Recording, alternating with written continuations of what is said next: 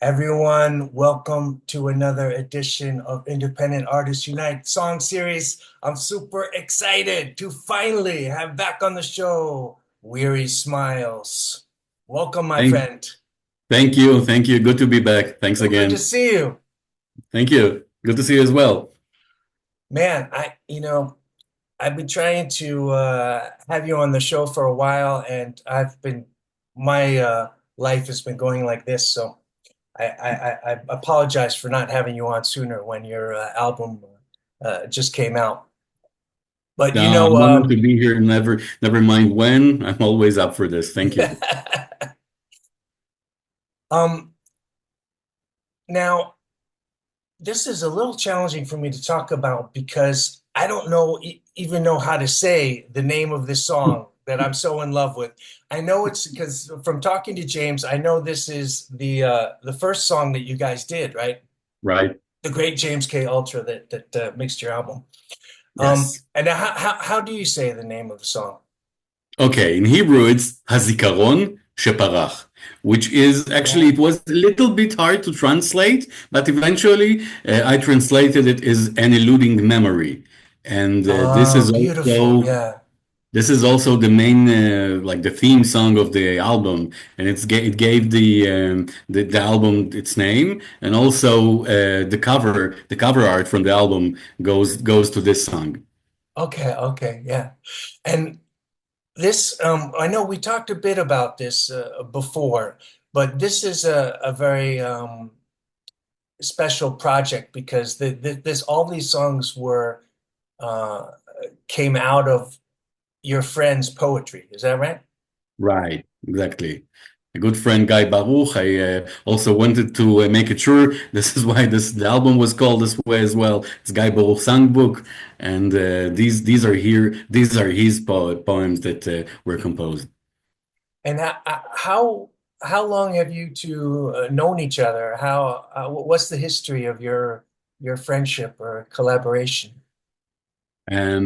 We actually are good, very good friends. He's one of my closest friends. We've met, I think, 25 years ago, and Wow. it was unrelated to any poetry or art or music. We just became friends, and we were together in some social leadership project, and and once, like 25 years ago, there was a very nice place in Israel for all sorts of people who wrote to publish their things online. Mm, Back then the internet was a way smaller place, and it was very like interesting place, and it was a home mm. for everyone to post their poetry, and so I have, and so Guy has as well.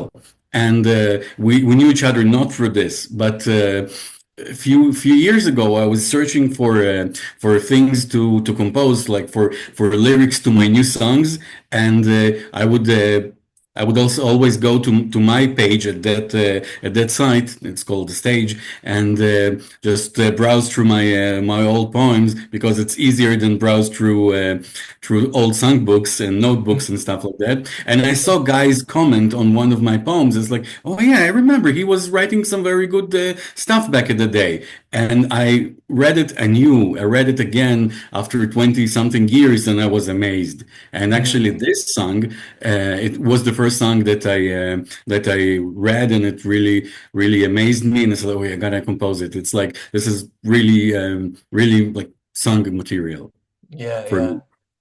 Well, this yeah, that's so cool. And this is a good lead into reading the lyrics to the song, but I'm wondering how do you want to do it? Do you want to read a line in Hebrew and then translate, or do you want to read it all in Hebrew and then give a translation? What do you think is best?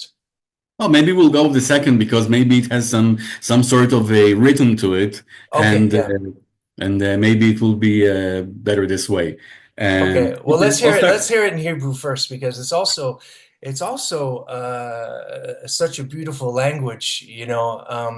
I really think it's cool that you I just find it like really of such high artistic integrity that you decided to do all this in Hebrew because of course there's challenges with like searching on Spotify, and if you're trying to find the song, and but in a way it makes you work harder for it. If I like every time I wanted to listen to this song, I had to memorize which song it was in the order and stuff. So it was kind of like a Yeah, victory when I found it again. But I get it. yeah, it's such a yeah, I just find it's like really yeah, it's really cool that you did it this way, and it is a beautiful language. So let's Oh, yeah, let's hear thank you. Thank you. Okay, I'll do the Hebrew version first. it. Okay. הזיכרון שפרח כיסה על חיים שלמים בשינה מתוקה והותיר אותי מיוזע. ניצב למרגלות הר התקוות, מחפש חוף מבטחים, כדי שאוכל לסיים את הכל. והכאב הזורם בעורקיי עשוי מזהב מומס, עשוי מילדות שהתקשתה. קיים לא קיים, מצדיע לאלה, אשר תקוותיהם ניצבות כזיכרונם. הדמויות בראשי נופצו בשנייה של שפיות סוציאלית, אך הכנפיים לעולם לא נשברות. אף עד כמה שנותר, אף עד כמה שהייתי יכול לעוף בעבר, לנפץ דמויות ולשכוח. וכבר מגיעה השעה בה אין מילים בפי, כי בשבילי מעולם לא היו חופים כחולים בהם ניתן לסיים, ומעולם לא קמו ערים לעמוד למרגלותיהם. Mm. Okay, so this is the music of this, but and if you want to hear the meaning of it, I'll do the English version. I'll do the Yeah, please, yeah. translation. The eluding memory covered life in its entirety in sweet sleep and left me sweating, standing at the foot of the mountain of hopes, searching for a safe shore so I could finish it all. And the pain that flows through my veins is made out of molten gold, forged from a childhood that hardened. Both existing and not, I salute those whose hopes stand as their memory. The figures in my head were shattered in a moment of social sanity, but the wings never break. I fly as much as there's left to fly. I fly as much as I could fly once in the past to shatter figures and to forget. And now comes the time when there are no words in my mouth. As for me, there never were blue shores in which one could end it all, and no mountains ever rose to stand at their feet. Beautiful. And this, did the poem come first, or did you have a musical idea and match it to the poem, or how did that work? Well, as I said, I was searching for lyrics to start something. I didn't have any musical ideas. I went and I searched for lyrics to compose, and I found this song and I found this poem, and this poem kind of gave me the vibe and started me going. There was nothing. This was first, and chronologically, that was like 25 years ago uh, before the music came, but also for me.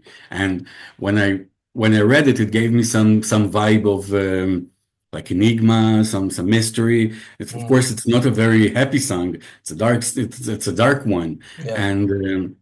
and also and this has like set the direction in which this song is going to go. And after a while, I was able to come with some rather simple music, but in my mind, it was something that suits this poetry.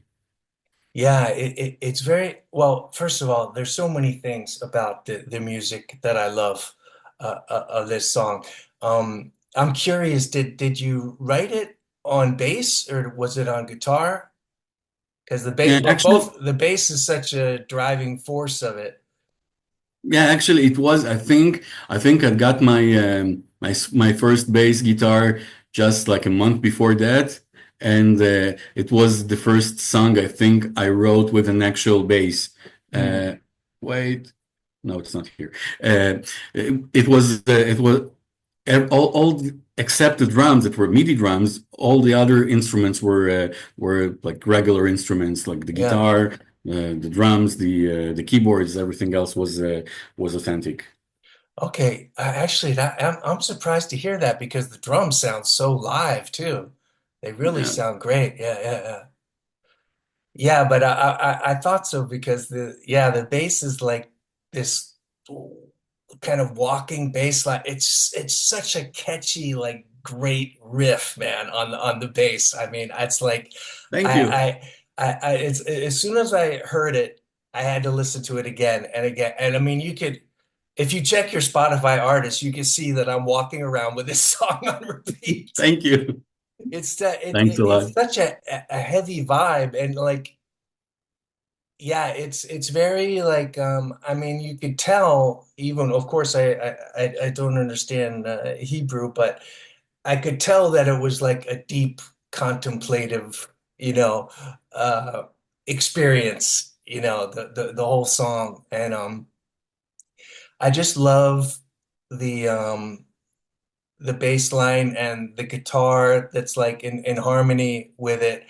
Um and like you said, I mean it is very simple, but it's just I mean, I feel like all great songs are, it's like just the little interplay between these, and also in this song is the space, you know.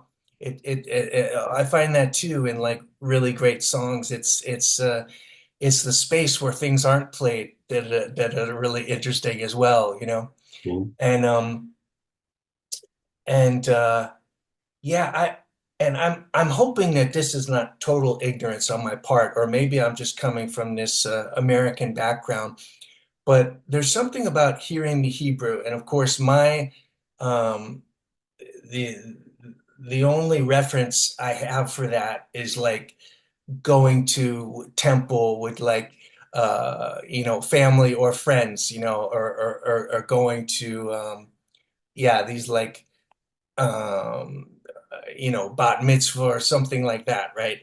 Where people are reading from the Torah and stuff. And I feel like that because of that reference, and I don't know if, again, if this is just a cultural thing, it it steeps it in some kind of like ancient mystery, you know what I mean? Because of the it's such an old language, and you have this association of like or at least I do of like the cantor, Mhm. singing these things, and I'm wondering if there's some influence there because I noticed something like when you deliver the vocal line, it reminded me of the way a cantor does because of the slight trail off at the end of the line. Like la la la la la Mhm. la la la la la. And I feel like a really good cantor does this kind of trail off at the line when they're reading the Torah. Is that do you see that It's, at all, or it, am I just making that up? I don't know. it is interesting. It is interesting. Eventually, for many thousands of years, Hebrew was a dormant language. Nobody spoke it besides the holy texts, besides praying and stuff like that. And I think around 120 years ago, um, it was reborn. It was reborn as an everyday language. So it is very, very logical and very natural to connect this everything that's happens in Hebrew to the olden days, to the days, the Mhm. Torah, the Bible was written in Hebrew at some parts, and people prayed for 2 or 3 thousands of years in Hebrew. So it is very natural to have these connections. It's not that far-fetched. And I must say that for me, Hebrew is, it's my like my mother tongue, and Mhm. it's my everyday language. So I'm not necessarily thinking about this every time I speak in Hebrew. Like for me, it's like everyday language. It can be about some big great things, and it can be something every day. It's not like English could be Shakespeare, could be Cardi B, you Right, know. right, right. Yeah.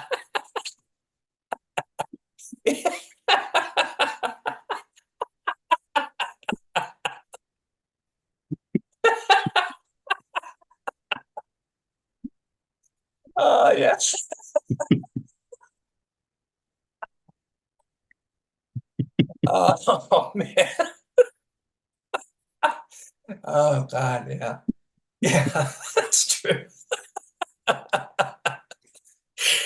Oh man. That's good. Oh wow. Yeah, maybe it's just my yeah, my cultural kind of lens that I'm viewing through. It, but do you see that at all with the like do the cantors do that kind of trail off at the end, or am I making that up? Does Um, that happen sometimes? no, no, I don't think you're making it up. Actually, you know, the way you read the Torah, like Yeah. the text that the Torah is written in, it has all sorts of small signs that, on one hand, these signs are like in every Hebrew text, they come instead of the vowels. We don't have vowels in Hebrew, only consonants. So there is like a small sign beneath the letter that says whether it should be like D with A, like da, or D with E, like D, or something like that. But Okay. also in the Torah, you have a different set of signs that tell you how to sing it. And eventually, those Okay. signs go like if you go up and like or like and eventually there's like a way to read all those texts, and the counters of course know it by heart, but if you don't, you have this set of signs to teach you. And Oh, that's frankly, interesting. Yeah. the only time I was like I met these signs was when I was 13 and I was studying for my bar mitzvah, Hmm. and I studied these because I had to read from Read the the section. Yeah. Bible as well. Yeah, exactly. But I remember, like, pretty much remember the only first few lines, but it was like it began with Yeshayahu, the prophet, and it's like the first line was Chazon Yeshayahu ben Amotz, but it's like Chazon Yeshayahu ben Amotz, and so there Okay. was Yeah. Yeah. Yeah. a special melody for that, Okay. and Interesting. Yeah, I didn't know that. I'm sorry. I'm totally ignorant of these things. But okay. So there's little clues in the text whether of what the melody should be, whether it's up or yeah. down. And okay. Wow, that's interesting. Yeah, I Yeah, didn't know that. something that does not exist outside of the Torah. Yeah. We Yeah. don't use it in Hebrew every day. It's like speak whatever Yeah. you feel like, Yeah. but in the Torah there is. It's also written not Yeah. only what to read, but also how to read it. Wow. Oh, that's interesting. Yeah. Um, Now there's a couple points in this song that I totally love, and I'm curious how they came up. So the whole thing is kind of cruising along with this riff, and it's this kind of groovy thing, but it's like there's a like I said, there's like this contemplative melancholy to it, so it's totally suits the lyrics. And then it just drops into this distorted guitar and distorted bass. It sounds like too. It sounds like everything Mhm. gets a distorted. That's brilliant. Like, how did that come Thank you. about? Where you thought I'm gonna just drop this into this part and Well, just let the distortion fly through? well, I think it was. I think it was more of a musical choice, but I could trace it back and give it some meaning as well, because Mhm. this poem is pretty much like it is very abstract. You could read it. It's an abstract one. It's not something that is 100% tells a story, that an exact story that everyone could follow. But in my mind, and actually I asked Guy a few days ago, hey, listen, could you give me some insights to the poem? I'm going to talk about it with Scott, and he said, like, listen, it was so long time ago, I don't remember. So like whatever, go with whatever. And and in my understanding of this poem, it's about a person, about a guy who wakes up with an awful, frightening realization he has forgotten all his memories. He's Mm, lost his memory, and as a result of it, he lost his identity. He doesn't know, he doesn't remember who he is. mm, And one of those, there is a line there. It says, "I salute those whose hopes stand as their memory." I mean, mm, those who could look at the future and live through this future and make this future happen. And now look at it from the other side. There's a memory. Like they live mm, through their life and they remember things and they remember good things about their lives, about their accomplishments and stuff like that. And this guy forgot everything. So if you go through like stages of grief. So maybe this is mm, the anger part. Maybe mm, this is the anger part where this person who lost his memory is really angry about this, and probably not much he can do about it. mm, And but once again, this is a little bit something I've done after. It was mm, a musical choice. To me, it sounded something like something that could be like good to break the slow part and the mysterious part into something less in something more straightforward and something a little bit more energetic. And yeah, yeah, yeah, I also love the fuzz there. I didn't use like regular distortion. I said like I'll do it very fuzzy yeah, because yeah, yeah, yeah. it was kind of still in the same energy, the same vibe of the verses that came before and after. Yeah, it's like a beautiful, like it just like expands into it. You know what I mean? It's not like a harsh hitting a heavy metal pedal or something.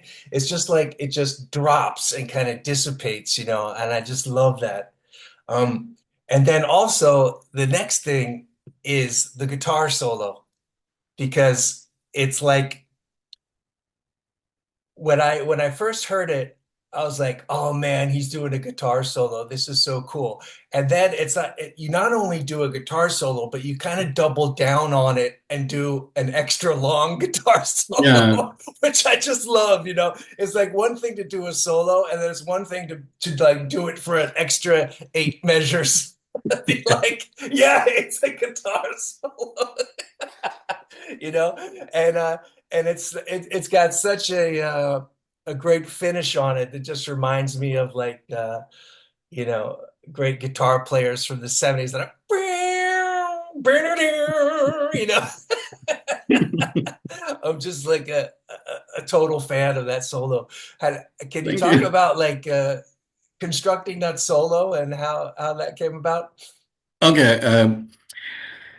First of all, I am in no way a guitar player. I picked up my first electric guitar during the COVID lockdowns. I had some free time, and so this was my long time dream, and I picked up my guitar like 3 4 years ago. So under I'm no guitarist at all, and this maybe I'm giving meaning to something that is not there, but because of this song, it is so the lyrics are not mine, so I wanted to have a little bit more of like my part in it Mm, because all the rest of it is not mine.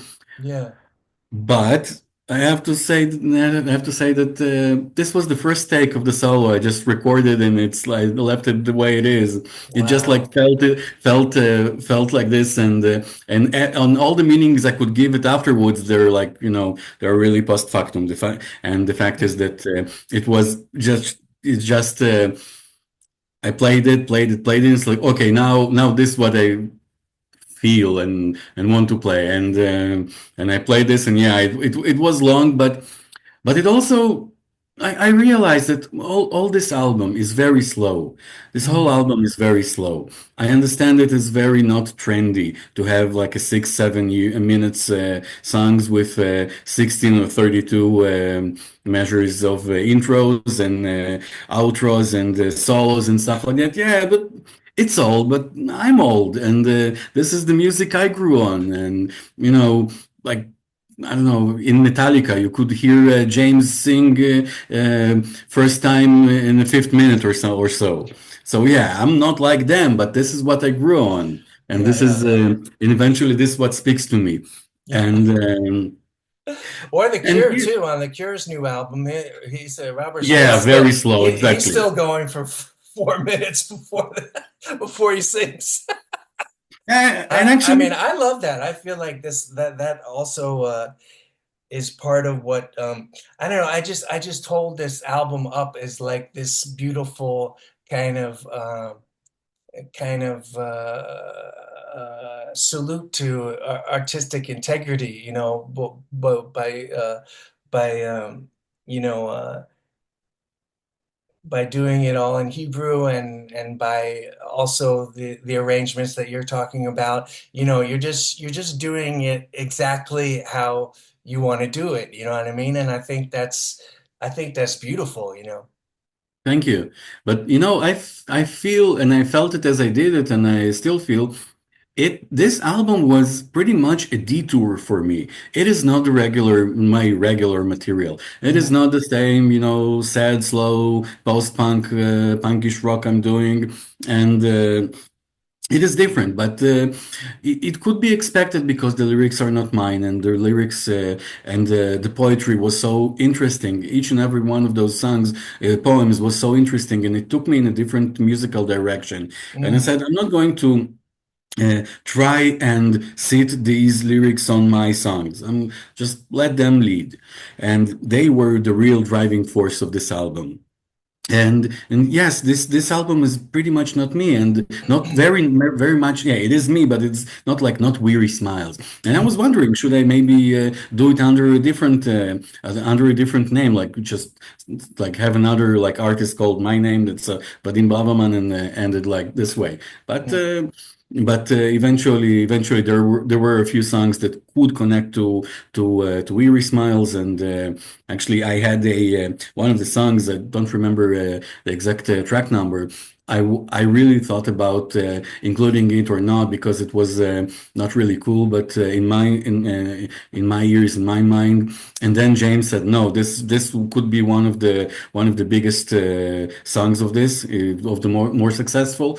mm, And also told him, listen, this song is, to me, it's very raw. So if you want to do your magic, do your magic. And so he did. And this song is like, it's a very dark wave, cold wave song, more of this direction than alt rock like the rest of it. And and I know it became a favorite for a few people, and he really was able to elevate it like many times. And the production was on that song in particular was amazing. He took something very simple that I've done, and really made something really beautiful out of it. mm. Yeah. He's, of course, I've had that experience with him too, and it's I mean, it's so fun, isn't it? To Yeah. get to get these things back from him. I've had that experience a couple times where he's just gone to town on something, and actually, well, he's made whole new sections of my songs, I have to say, because often I have a verse and a pre-chorus and a chorus idea, but I don't have this kind of bridge or like middle section. Mhm. And so we end up talking about it, and then he throws something together, and then and it's just something that goes, so Mhm. it's just so fun to get these things back from him. Um, but you guys worked on this for a while, right? I mean, Yeah. talk a bit about. I mean, what specifically with this song? What uh, what kind of things did you work on with James, or what do you think his input was? And First of all, It took a lot of time because I was very slow, taking this process very slow. James was always professional and creative, and I was the one stalling in this process. So, and Yeah. and what we did, first of all, James was able to correct a lot of my imperfect singing. Um, to take away all the noises and the inhale noises and stuff like that, Mm, and something that really made me sound like not good, and he changed a lot of that. And I think he was able to process the sounds and give them a little bit different interpretation, and could make it sound all the sounds work together better, and mm, something that I really lack the knowledge of. And and to my ears, eventually, I'm looking at it and looking at the demos and listening to the demos and to the product in the end of this process. It's different, really different things. And while James has not written any parts, the way he was able to change those parts that were already made with mm, effects and post production was really amazing. mm, mm. And I remember it's like I really have fond memories of those months because I think there are 7 songs on this, so there were 7 times it happened, and we said, okay, send me the tracks, and we'll see what's the first version, and the first version was always it's like okay, like a lottery. What did I win today? Uh, how will it sound? And Yeah. it's always almost always caught me by a surprise. Like he really took it to some direction that I Mm, didn't think of, and eventually we would adjust it a little bit more to the left, to the right, or whatever. But many times his direction was the right direction to go in and to work in. It was very interesting, and once again this feeling of okay, what does it sound? What's the first version is yeah. going to sound like? This was really interesting. Yeah. I wanted to ask one more thing about the a song structure because it's the final thing that I love about the song is how it ends, where it again the guitar kind of it kind of dissipates, and then there's this descending keyboard line, Yeah. and it just like at the very end turns it, into something different in your ear, and I just think it's so gorgeous. Like, what did you think? Like, how did you think up that, and like, how did that come about? Thank you. Actually, I was looking for a way to end this song, to give it some sort of closure. And Mm, the main theme of the song is someone who wakes up from a sleep, mm, like in cold sweat, terrified that he's lost his memory, and eventually there is something that puts him back into sleep. Something, it's some sort of a closure that is mm. eventually descends into slumber again. Oh, okay, yeah. Okay, yeah. That's so that perfectly illustrates that. Yeah. Yeah, so beautiful. Well, thanks for coming on and talking about this, man. I obviously I'm a huge fan of this song. I'm still listen to it all the time. Um, I think it's really special. I almost want to like see what it would be like if I covered it in English. Sure, let's do it if you feel like. Why not? You have a very distinctive and very beautiful and interesting voice, something that really is you. You're very recognizable, very beautiful. So I think it would honor any text. Yeah, well, right back at you. I mean, I really love the quality of your voice too, and it's so I mean, without it's another thing too, like even without understanding the Hebrew, your delivery is so soulful. You get the message without knowing what it's about. You know what I mean? And yeah, it's just yeah, beautiful, soulful song and great work, man. I remain a Thank you. fan. Thank you. Thanks a lot. Means a lot. Means the world to me. Thanks a lot. Yeah, and thank you so much for doing this today. And talk to you soon, my friend. Thank you. Great fun. Honor to be here. Thanks. See ya.